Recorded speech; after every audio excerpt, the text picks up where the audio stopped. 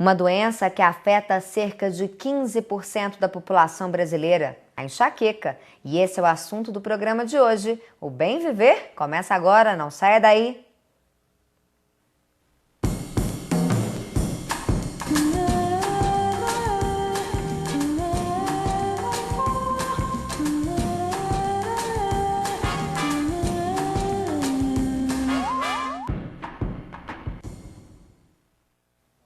Olá, no Bem Viver de hoje ao vivo, nós vamos falar sobre as causas, sintomas e tratamentos da enxaqueca, um mal que afeta muita gente. E quem está aqui no estúdio para conversar comigo é o Dr. Leonardo Brandão, neurologista. Dr. Leonardo, um prazer recebê-lo aqui no estúdio. Igualmente. Então, Dr. Leonardo, explica aí para as pessoas qual que é a diferença da enxaqueca para uma dor de cabeça comum. Sim. O que acontece é o seguinte, uma coisa que é muito importante aqui, que a gente gosta muito de frisar sempre com os pacientes, é que a enxaqueca é um dos tipos de dor de cabeça. Né? A gente tem hoje em dia catalogado mais de 150 tipos diferentes de dor de cabeça.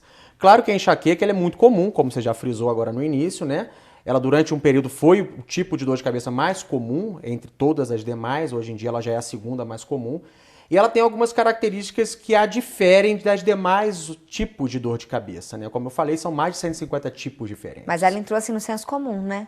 Todo mundo fala enxaqueca. Na dúvida, todo mundo fala, eu tô com dor de cabeça, tô com enxaqueca, né? Tanto que hoje em dia, o que acontece? A normatização, o nome mudou, né? A gente evita de usar o termo enxaqueca, acaba que na conversa com o paciente, a gente usa o termo enxaqueca. Por alguns motivos. Primeiro que é um termo que caiu na boca do povo, né? Ah, tô com dor de cabeça, tô com enxaqueca. Não necessariamente é a mesma coisa. Segunda questão é o seguinte, infelizmente é um termo que tem um preconceito envolvido, né?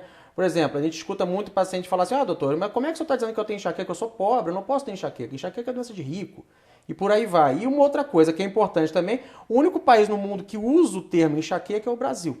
Olha. Né? Então acabou que por uma questão de normatização, hoje em dia o termo técnico que a gente utiliza para se referir a enxaqueca é migrânia. Mas acaba que no dia a dia todo mundo usa o termo enxaqueca. Isso aí não tem jeito. É uma coisa que está muito enraizada na cultura, a gente não tem como tentar mudar isso de uma hora para outra. Quem quiser fazer perguntas aqui para o Dr. Leonardo, é só ligar no 3559-3903 e a gente está ao vivo no nosso site www.topcultura15.com.br. E Dr. Leonardo, a enxaqueca ela é diferente? Ela, por exemplo, acomete algum lado da cabeça mais do que outro? Como é que é? Classicamente falando, como é que vai ser uma crise de enxaqueca? Né? A crise de enxaqueca geralmente ela é uma dor de cabeça unilateral, ou seja, ela vai pegar metade da cabeça só.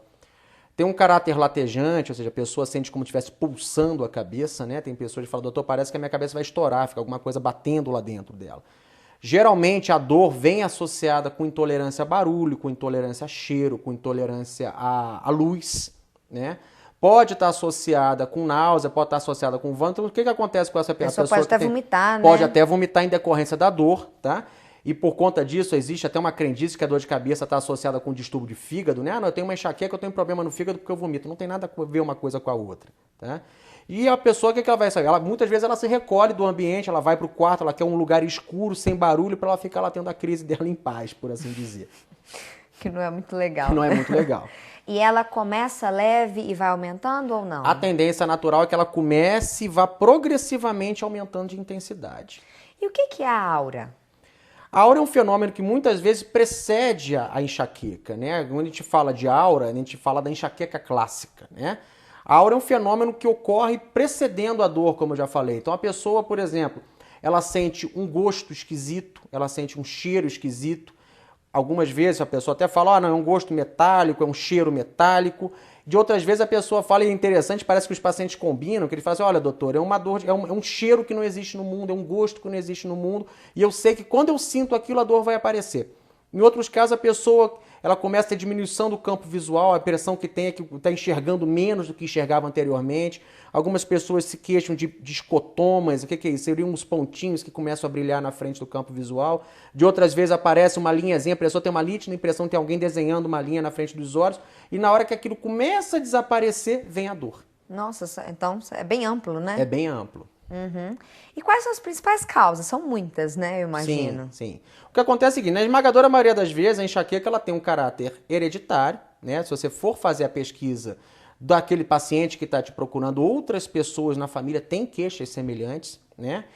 É uma dor de cabeça, eu brinco que é uma dor de cabeça muito democrática, né? Ela pode pegar a mulher, ela pode pegar o homem, a criança, o negro, o louro e por aí vai, tá? Mas classicamente falando é uma dor de cabeça de mulheres jovens, tá? E por quê? Por quê? Porque ela tem uma associação com as oscilações hormonais naturais que acontecem no organismo da mulher.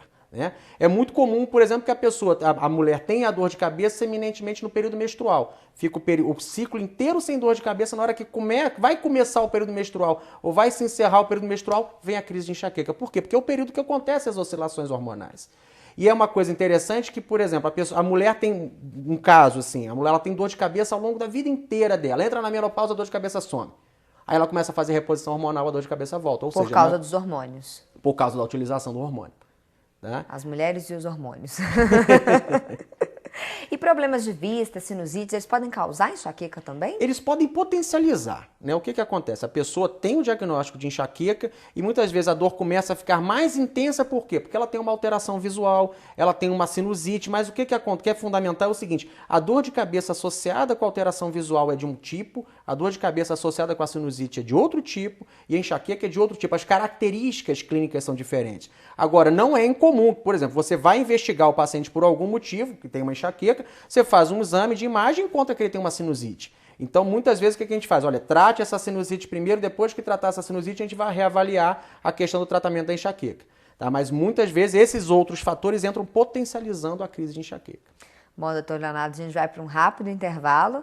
Quem quiser fazer perguntas é só ligar no 3559-3903. A gente volta já.